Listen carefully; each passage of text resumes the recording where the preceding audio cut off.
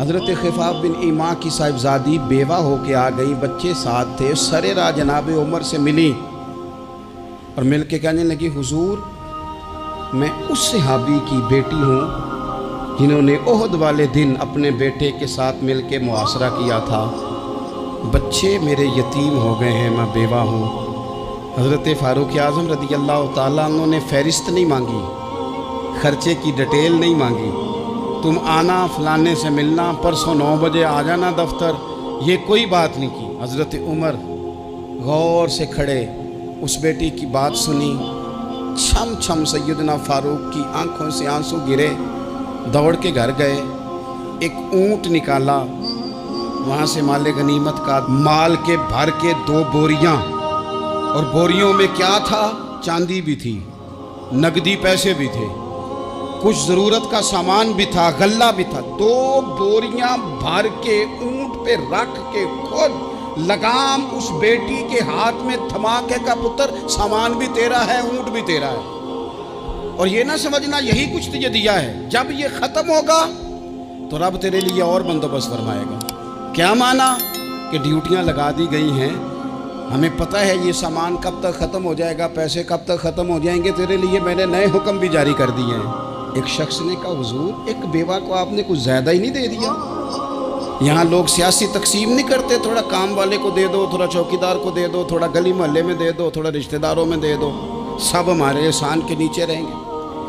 کہا ایک ہی خاتون کو آپ نے اتنا نہیں دے دیا؟ تو حضرت عمر ناراض ہو گئے، فرمانے لگے تجھے تیری ماں روئے، میری نظروں میں آج بھی وہ جلوہ موجود ہے جب اس کا باپ اور بھائی میدان احد میں کافروں کے خلاف لڑائی کر رہے تھے، آج تک میری نظر میں موجود ہے۔ تو کہتا ہے میں نے زیادہ دے دیا؟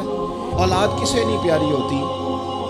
بچوں کو دیکھ دیکھ کے بندہ کلیجہ ٹھنڈا کرتا ہے، اولاد کو دیکھ دیکھ کے آنکھوں کو سکون ہوتا ہے، انسان کی طبیعت شاش بشاش ہوتی ہے۔ حضرت عمر وظیفہ لگانے لگے تو حضور کے گھر میں خدمت کرنے والے حضرت اسامہ بن زید کا وظیفہ ڈبل لگایا اور اپنے بیٹے عبداللہ ابن عمر کا وظیفہ سنگل لگایا۔ تو حضرت اسامہ بن زید کہنے لگے ابا جی میں نے تو ہجرت بھی کی، جہاد بھی کیا، اسامہ تو ان دنوں بچے تھے۔ تو حضرت سیدنا عمر فاروق جواب میں کہنے لگے پتر اسامہ کے والد زید نے بھی حضور کے گھر میں نوکری کی، اسامہ بھی نوکری کر رہا ہے۔ حضرت عمر کی شان کیا ہے زمانہ جانتا ہے، پر پھر بھی حضرت عمر فرمانے لگے تو نے اپنے باپ کے ساتھ ہجرت کی، فرمایا ان کی خدمت زیادہ ہے حضور کے گھر میں، لہذا ان کا وظیفہ بھی زیادہ لگایا جائے گا۔ ہمارے ہاں ہم نہ میرٹ کرنا چاہتے ہیں پر دوسروں کے لیے، اپنے اوپر کسی میرٹ کو ہم قابل قبول بالکل نہیں، یعنی میں سودا خالص لینا چاہتا ہوں دکان سے، تو آپ بتائیں آپ جو سودا بیچتے ہیں وہ خالص ہی بیچتے ہیں؟ آپ کو تو خالص چاہیے لیکن آپ بھی تو کچھ نہ کچھ بیچتے ہیں، آپ کا خالص ہے، اگر آپ خالص بیچ رہے ہیں تو انشاءاللہ ملے گا بھی خالص۔ چادریں آئی تھیں مال غنیمت میں، ڈھیر ساری چادریں، ڈھیر ساری۔ حضرت عمر نے صحابہ کرام علیہم رضوان کی ازواج پر، صحابیات پر وہ چادریں تقسیم کر دی، ایک چادر بڑی خوبصورت نکلی اندر سے، تو سب کہنے لگے حضور یہ نا خاتون اول کے لیے سوٹ کرے گی، آپ کی اہلیہ کے لیے سوٹ کرے گی، کبھی آپ گھر لے جائیں نا، یہ سب سے بہتر ہے۔ تو یہ حضرت عمر کی بالغ نظری ہے، وہ کیا بندہ ہوا جس کی ہر جگہ نظر ہی نہ ہو۔ حضرت سیدنا عمر فاروق رضی اللہ تعالیٰ عنہ کہا جناب یہ چادر بڑی حسین ہے، آپ کے گھر والوں پہ جچے گی؟ تو حضرت عمر فرمانے لگے نہیں، ایک صحابیہ ہیں حضرت ام سلیت رضی اللہ تعالیٰ عنہ، انہیں بلاؤ یہ چادر انہیں دوں گا۔ حضور اس خاتون کو یہ چادر دینے کی وجہ بھی تو بیان کریں۔ تو حضرت عمر فرمانے لگے جب احد میں ڈھیر سارے لوگ زخمی ہو گئے تھے اور بھگدڑ مچ گئی تھی اور حالات خراب ہو گئے تھے، تو فرمایا میں نے اپنی آنکھوں سے دیکھا کہ اس ایمرجنسی کی حالت میں بھی جناب ام سلیت مشکیزہ پکڑ پکڑ کے زخمیوں کو پانی پلا رہی تھی۔ اس خاتون کی خدمات ہیں امت کے لیے، اس نے ڈیوٹی کی ہے صحابہ کے لیے، لہٰذا اس عورت کا زیادہ حق بنتا ہے کہ اس کو یہ اعزاز دیا جائے میرٹ کی بنیاد پر تقسیم ہوگی، رشتہ داری کی بنیاد پر، تعلق کی بنیاد پر نہیں ہوگی. اس کا حق زیادہ بنتا ہے، اس کا درجہ زیادہ بنتا ہے، خدمات زیادہ ہیں، اس نے اپنی ڈیوٹی زیادہ اچھے طریقے سے سر انجام دی ہے. جب تک چیزیں آپ وسعت قلبی نہیں لاتے اپنی طبیعت میں، جب تک آپ گنجائش زیادہ پیدا نہیں کرتے، اتنی دیر تک حالات اس طرح کے نہیں ہوتے. پھر ایک اور مصیبت بن گئی ہے، وہ مصیبت ہے لیول کی. یہ کام میرے لیول کا نہیں. جب آپ اپنے لیول سے نیچے اتریں گے، پروٹوکول سے ذرا نیچے اتریں گے اور چھوٹی چھوٹی باتوں پر خود توجہ دیں گے، چھوٹی چھوٹی چیزوں پر. حضرت عمر جمعہ پڑھا رہے تھے، ایک صحابی دیر سے آئے. اب یہ نماز کا پوچھنا، جمعے کا پوچھنا، مطلب حکمران صاحب تو اوپر لیول کے ہیں، وہ تو پوچھیں گے کہ جناب میرے ساتھ تو آپ قومی سطح کا بندہ بٹھائیں، یہ والی باتیں. لیکن چھوٹے چھوٹے سوراخ پیدا ہوتے ہیں، پھر بند ٹوٹتے ہیں، حالات بگڑتے ہیں. قوموں کا اخلاق چھوٹی چھوٹی جگہوں پہ پہلے بگڑتا ہے. چھوٹی چھوٹی جگہوں پہ بچہ پہلے چھوٹی چوریاں کرتا ہے، خدا معاف فرمائے اگر اسے روکا نہ جائے، پھر وہ بڑی جگہوں پہ جا کے حالات خراب کرتا ہے. حضرت عمر فاروق ایک صحابی دیر سے جمعہ پڑھنے آئے تو حضرت عمر نے بعد میں بلا لیا. فرمایا تم اتنے سمجھدار آدمی ہو کہ اگر جمعے میں دیر سے آؤ گے تو باقی لوگوں کا کیا بنے گا؟ تو صحابی آگے سے کہنے لگے مجھے پتا تھا آپ نے پوچھنا ہے، اور میں تو کہیں کام میں مصروف تھا امیر المومنین، میں تو دوڑا آیا ہوں، میں تو غسل بھی نہیں کر سکا، وضو کر کے مسجد میں آ گیا ہوں جمعہ پڑھنے. حضرت عمر فاروق ان کی بات سن کے خوش ہوئے، فرمانے لگے رب تیرا بھلا کرے، اس طرح کرنا، آئندہ جمعہ پڑھنے آنا تو غسل کر کے آنا. میرے نبی پاک نے غسل کرنے کا ارشاد فرمایا جمعے والے دن، غسل کر کے آنا.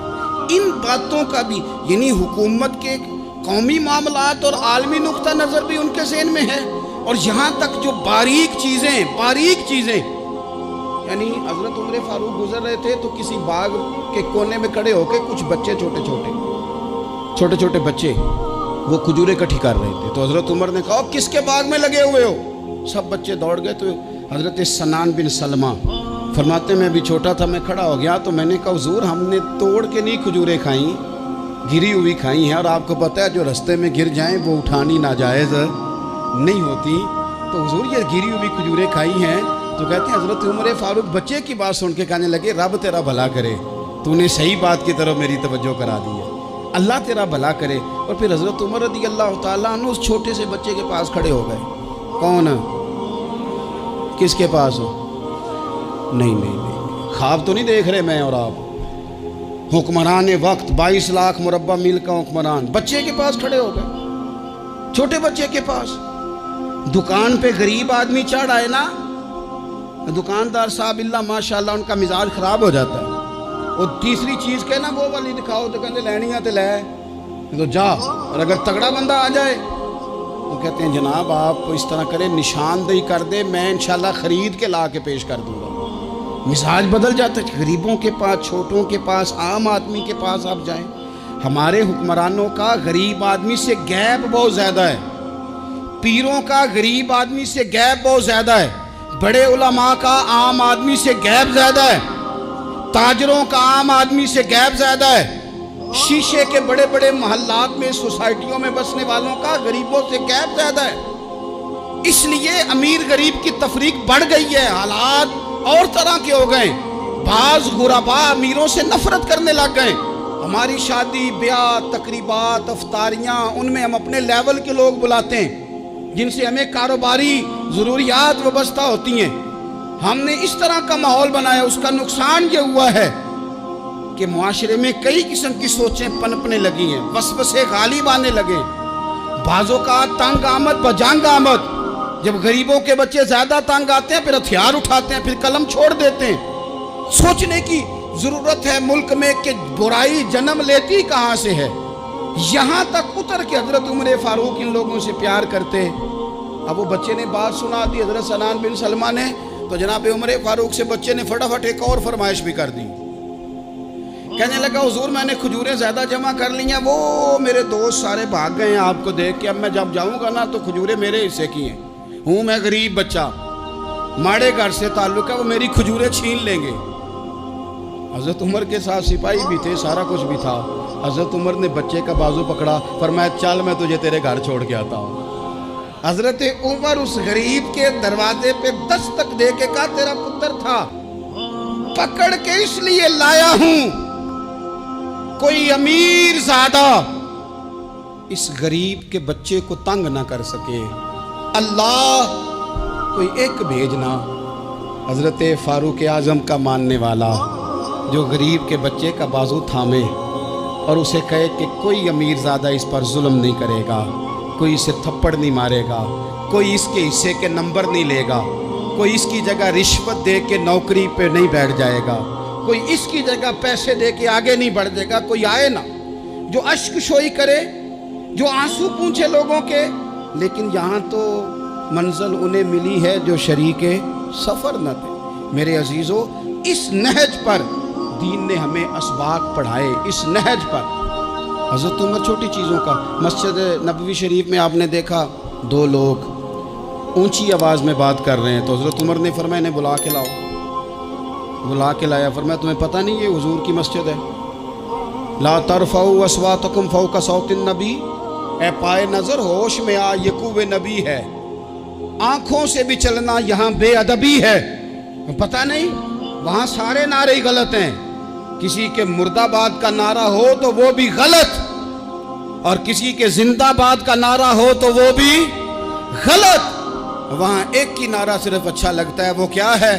یا رسول اللہ انظر حالنا، یا حبیب اللہ اسما۔ وہاں ایک کی نعرہ اچھا لگتا ہے کہ سونے آ گئے ہیں، نظر کرم ہو جائے، یا رسول اللہ پہنچ گئے ہیں، روزے دے دوالے نے غلامہ دیاں ٹولیاں، او ویکھو ایک پہ سن دے کروڑاں دیاں بولیاں۔